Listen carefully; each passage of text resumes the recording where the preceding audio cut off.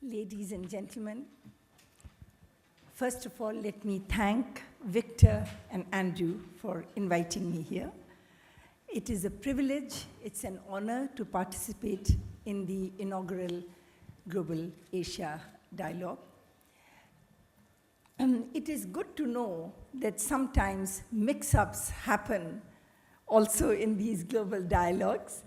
My topic for speaking tomorrow at a panel is the challenge of urbanization. Today, I was asked to speak on the role of India in the new global economy.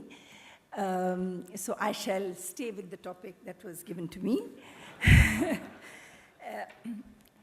As you know, India has been one of the fastest growing economies in the world over the past 2 decades. But to put things in perspective, India's interface with the global economy is much less than China's. If we take the change between 2000 and 2011, for example, and look at the contribution to global GDP, China's contribution increased from 3.7% to 10.5%, and India's increased from 1.5% to 2.4%. China's economy is more than 4 times the size of India's. The absolute contribution of the Indian economy to world GDP is therefore much smaller. But there are important ways in which India has both contributed to the global GDP and also exploited opportunities in the global marketplace. India was very apprehensive before we started engaging with the global economy.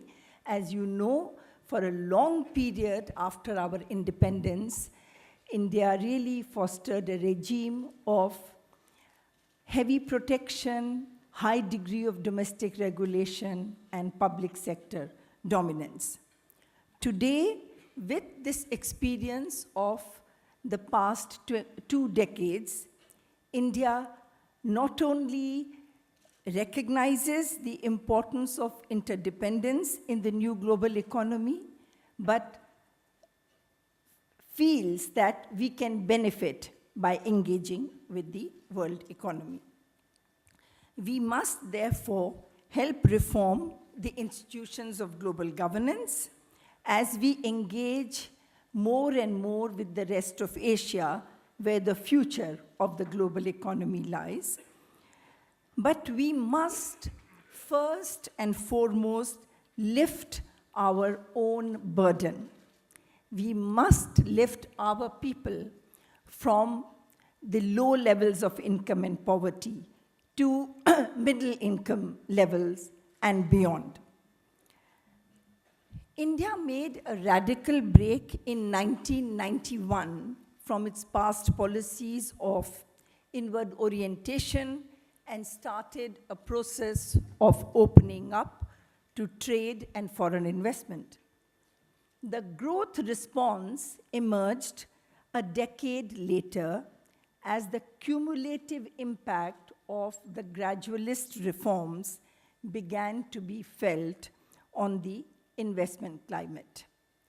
In the last decade, our average growth of GDP was of the order of 8+% per annum. I would like to highlight 5 important aspects of the economic reform process in India to provide a context in which we can talk about India's role in the global economy. We started on economic reforms 20 years after China and have performed very well, actually beyond the expectations of many. Our reforms were gradual because in a democracy, you have to build consensus along the way. The reforms were carried out at the center and in different state governments by different political parties and their combinations that were in power. The result is that reforms have acquired wide ownership and acceptance across the political spectrum.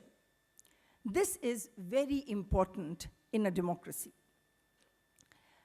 The success of Indians in the IT sector in the industrialized world, particularly in the USA, and the development of a vibrant, competitive IT industry in Bangalore and around, meant that non-resident Indians and their Indian partners in the IT sector became an important voice in modernizing the Indian economy and helping it to become globally competitive. Private sector has been a major player in the Indian growth story. The acceleration in economic growth was led by the private sector. The Indian private sector waited and watched as the reforms were unfolding during the 1990s. Once they were convinced that reforms are there to stay, the decade of 2001 to 2011 saw a strong pickup in private investment. The success of IT was followed by the promise in financial services and health services sectors. In manufacturing, we had pharmaceuticals, auto components, and more recently, automotive sector, which showed their competitive strength. Slowly, as more and more sectors emerged to show their presence in the global marketplace, skepticism gave way to confidence. An important point to note is that in the more recent period, growth has become more broad-based across many more states than was the case in the 1990s when reforms were first launched. As growth has accelerated, poverty has declined. Poverty, as defined officially by the government, has declined at a much faster pace in the last decade than ever before. However, as aspirations are rising, now there is a lot of controversy about poverty. Should we not redefine poverty at a higher level? While that is so, it is also true that no matter where we draw the poverty line, we will need faster and sustained growth for poverty to decline. Inclusion has emerged as a major concern in the last 10 years. Because growth was accelerating, the government was able to spend its buoyant revenues on education, health, social protection. But today, some questions have arisen on whether we may be taking growth for granted. How we need to balance between continued growth, continued sustained growth, sustainable growth, and inclusion. So what were the challenges in the last 10 years as we saw economic growth accelerating? The good old challenge of infrastructure development to keep pace with the requirements of growth was very much there. In some sectors, we were able to make a big difference, like in telecommunications. In other sectors, like electricity, we are still struggling with reforms and public-private partnership to see that we can deliver adequate quantity and quality of electricity to meet our rising growth needs. Another challenge which actually worried a lot of people was the challenge of macroeconomic management in an open economy framework.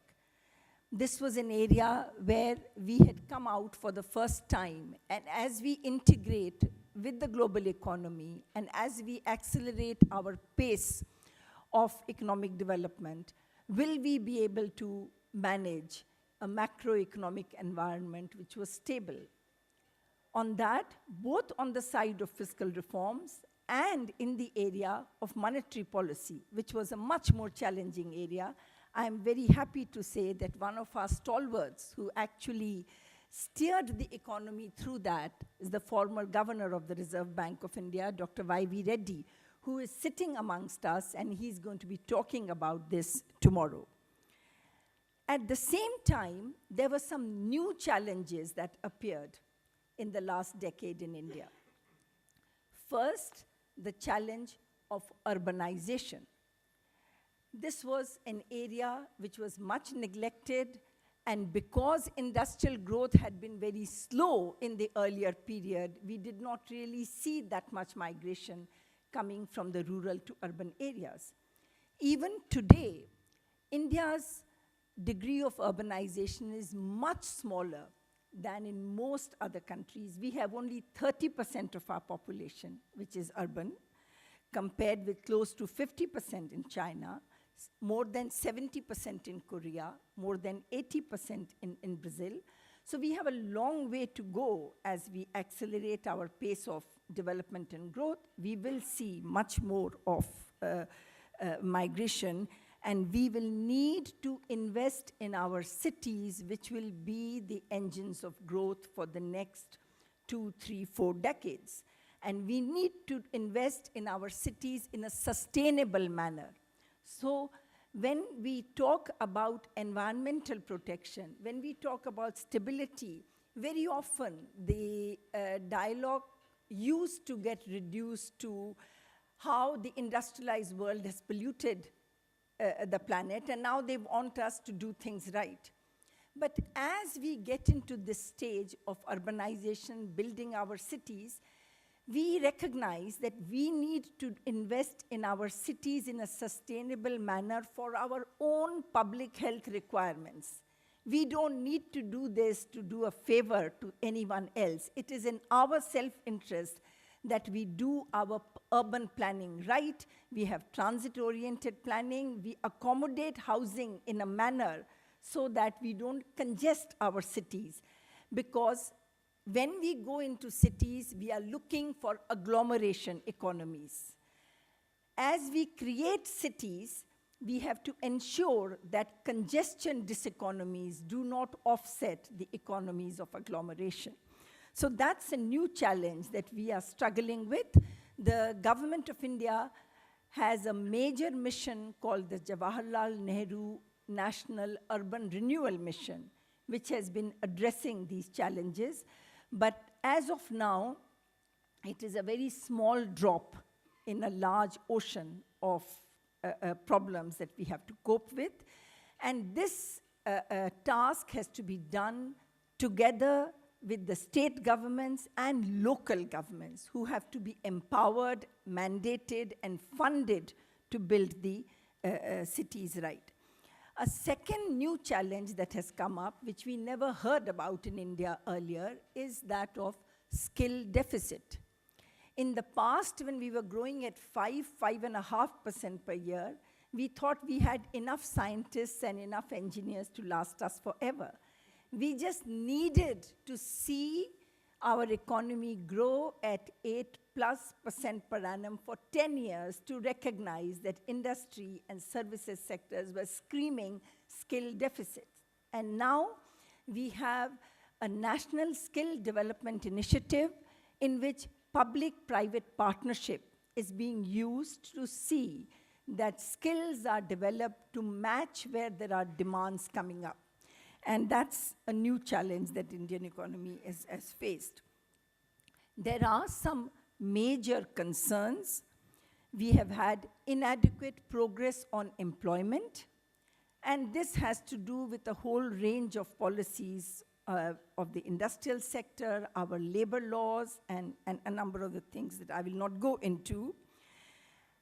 A second very important concern is that of institutional reforms.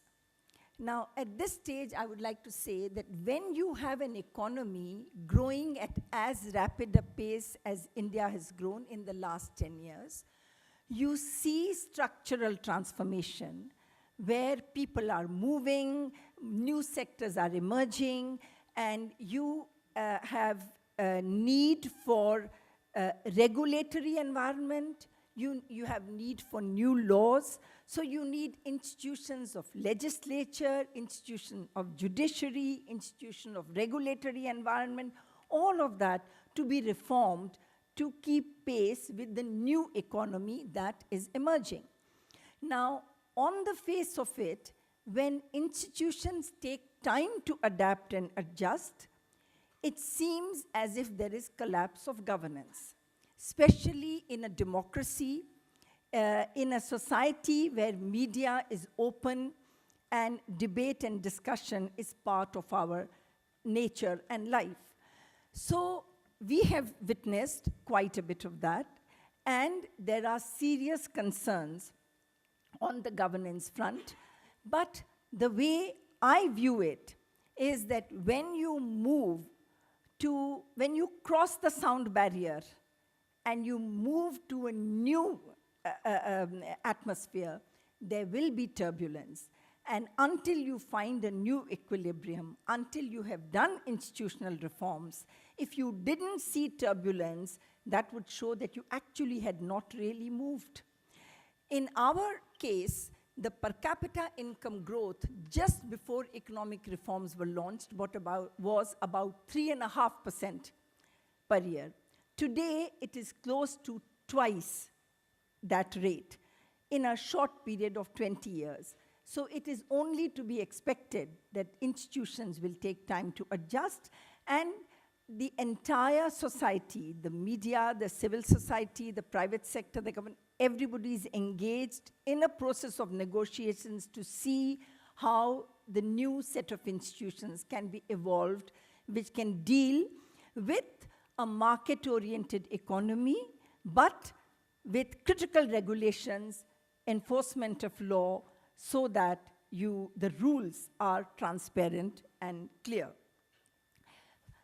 The final major concern with sustaining this high growth rate is that of the adverse external economic environment, where protectionism is rising in the industrialized world. Energy prices are crucial to us when we look at our engagement with the global economy. In fact, in the 5 years prior to the global financial crisis, the Indian economy grew at 9% per annum on average. And in the aftermath of the crisis, there has been a slowdown and a question in the minds of the observers on whether this slowdown is cyclical or is the economy moving to a lower growth rate in the medium run. I have partly answered this question by saying that I think the long-term potential of the Indian economy remains at 8 to 9%, but let me just explain what I mean when I say the long-term potential remains where it is. We are already in the process of reorienting our trade and external engagement towards Asia, where we see the future. In South Asia, there is today better regional integration, and India is taking a leading part in bringing that about. The latest good news is when Pakistan has actually agreed to give an MFN status to India with a negative list rather than a huge positive list. Now, this is a very, very significant development in the region. We are engaged with Bangladesh and Sri Lanka to, again, further the process of trade and investment integration in South Asia. In Southeast Asian countries, we have free trade agreements with a number of countries, the latest being Thailand. There is an ASEAN-India Eminent Persons Group that has been set up by the governments of our countries, and I have the privilege to be a member of that group, in which we are seriously applying our mind to see how we can bring better and faster integration with the ASEAN economies. New opportunities have been opened up in Myanmar. It opens up trade routes to Thailand and to other Southeast Asian economies. Our Prime Minister is currently, in fact, he just returned today from Myanmar, a visit to Myanmar, and there are several agreements that we are signing and moving ahead. In the region as a whole in Asia, if we offer a large market and we are a deficit economy, there are surpluses in China and in other economies. There are possibilities of give and take. There are possibilities of financial intermediation so that we can bring the economies together. And then India has large autonomous engines of growth which need to be put on track. I already mentioned urbanization. In a committee on urban infrastructure and services that I chaired, and we submitted our report to the Government of India last year, we estimated that you need $800 billion of investment to bridge urban infrastructure investment deficit over a 20-year period, much of it with public-private partnership. Now, that is one area of engagement where we can benefit from the expertise in the rest of Asia, and a lot of action is waiting. A second autonomous engine of growth for us is our young population, which will continue to rise. The percentage of working age population in the total population will continue to rise until 2050. This is a demographic opportunity that we have to turn into a dividend with empowering the youth with skills and providing an investment climate in which they can be gainfully employed or used to innovate. We have to continue to focus on innovation and knowledge creation and sharing in our economy.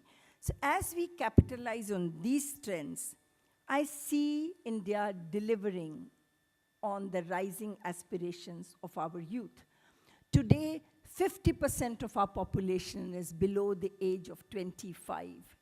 And those who were born in 1991 when economic reforms were first launched are 21 years old today. This young population has seen growth rising from 5.5% to 6.5% to 7.5% to 8% in the last 20 years.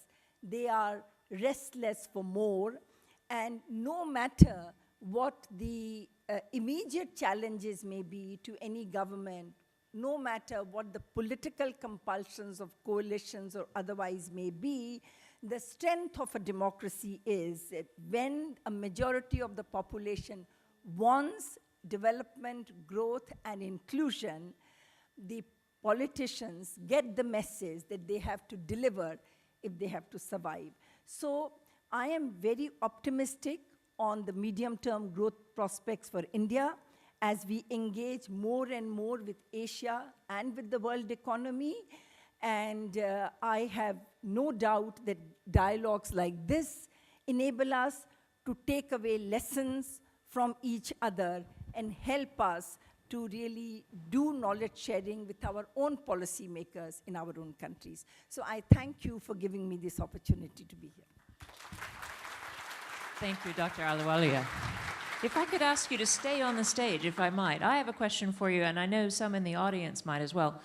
Many in the business community, I think, have been frustrated by India's reforms stalling in the last year, and particularly the last few months. And some people think that as New Delhi seems to be paralyzed right now, we may see state-by-state reforms. Do you think that that's true?